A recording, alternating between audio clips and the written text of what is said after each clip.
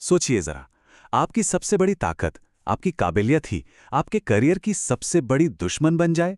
सुनने में अजीब लगता है ना, पर रॉबर्ट ग्रीन की मशहूर किताब शक्ति के 48 नियम का सबसे पहला, सबसे बुनियादी नियम ही यही है। अपने बॉस से कभी बेहतर मत दिखो। जी हां, यह सुनने में भले ही अजीब लगे, पर पावर के इस खेल में ये एक बहुत ही जरूरी सबक है। हम सबको तो यही सिखाया जाता है ना कि भाई खूब मेहनत करो, अपना टैलेंट सबको दिखाओ। लेकिन जरा सोचिए, क्या हो अगर आपकी यही चमक आपके बॉस की आंखों में चुभने लगे और आपके रास्ते का सबसे बड़ा कांटा बन जाए? तो चलिए, शक्ति के इस पहले नियम को थोड़ा और करीब से समझते हैं। देखते हैं कि इसका असली मतलब क्या है और ये आज के मॉडर्न ऑफिस में भी इतना फिट क्यों बैठता है।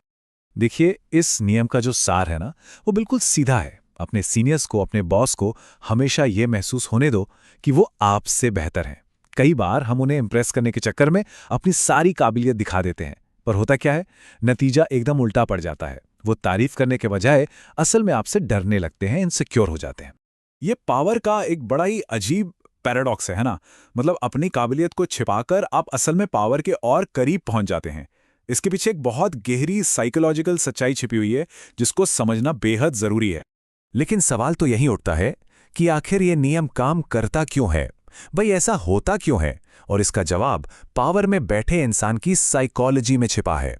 देखिए, पावर और पोजीशन जो है ना, वो अपने साथ अक्सर एक गहरी इनसिक्योरिटी लेकर आती है।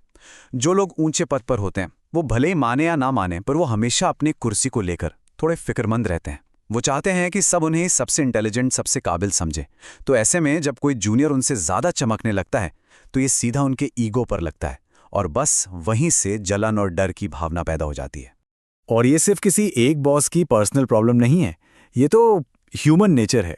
सोचिए, सदियों पहले जैसे राजा महाराजा अपनी गद्दी बचाने के लिए कुछ भी कर सकते थे, ठीक वैसे ही आज के बॉस भी अपनी कुर्सी पर जरा सा भी खतरा बर्दाश्त नहीं कर सकते। तो फिर होता क्या है जब कोई इस नियम को तोड़ता है, जब कोई अपनी सारी की सारी काबिलियत अपने बॉस के सामने रख देता है? इसके नतीजे काफी खतरनाक हो सकते हैं। यहां पर उम्मीद और असलियत में जमीन आसमान का फर्क आ जाता है। हम सब सोचते हैं कि इतने अच्छे काम के लिए तो तारीफ होगी, प्रमोशन मिलेगा। लेकिन असल में होता क्या है? बॉस हो जाता है इनसिक्योर और हमें धीरे धीरे साइडलाइन कर दिया जाता है। हमारी जगह किसी ऐसे इंसान को मिल जाती है जिससे उन्हें कोई खतरा महसूस नहीं होता। तो ठीक है, हमने खतरे तो समझ लिए। अब सवाल यह है कि इस नियम को स्मार्टली इस्तेमाल कैसे करें, मतलब अपनी काबिलियत को दिखाए बिना पावर कैसे हासिल करें। चलिए इस आर्ट को समझते हैं। इसको करने के 3 बहुत ही प्रैक्टिकल तरीके हैं। पहला, जब भी कोई जबरदस्त आइडिया आए तो पब्लिक में उसका क्रेडिट अपने बॉस को दे दो। दूसरा, उनसे रेगुलरली सलाह मांगते रहो।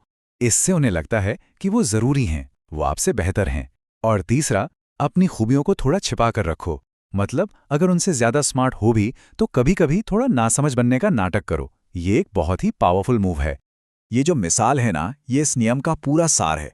मतलब आपका बॉस सूरज है और आपको वो बादल नहीं बनना जो उसकी रोशनी को ढक ले, बल्कि ऐसा सहायक बनना है जो उनकी चमक को और बढ़ाए। पावर और रोशनी का सेंटर हमेशा उन्हें ही रहने दीजिए। लेकिन एक बात बिल्कुल साफ समझ लीजिए, इस नियम का मतलब ये कतई नहीं है कि आप कमजोर बन जाओ या एवरेज काम करो। नहीं, बिल्कुल नहीं। ये तो पावर हासिल करने की एक बहुत ही गहरी, बहुत सोची समझी स्ट्रैटेजी है। इसे हम स्ट्रेटेजिक सबऑर्डिनेशन कह सकते हैं। मतलब अपनी असली काबिलियत को जानबूझकर छिपाने की कला, ताकि आप सेफ रहें और सही मौके का इंतजार कर सकें। एक बात हमेशा याद रखनी चाहिए, जब बागडोर अपने हाथ में होगी ना, चमकने का असली मौका तो तब आएगा। और आखिर में बाल्तासार ग्रीशन का ये पावरफुल कोट हमें याद दिलाता है कि टाइमिंग ही सब कुछ है। आसमान के सितारे भी हमें यही सिखाते हैं। हो सकता है वो सूरज जितने ही चमकदार हों, लेकिन जब सूरज चमक रहा होता है तब वो दिखाई नहीं देते। तो सवाल यही है, क्या सूरज के सामने चमककर खुद को खत्म कर देना समझदारी है, या फिर अपनी बारी का इंतजार करना जब पूरा आसमान सिर्फ आपका हो?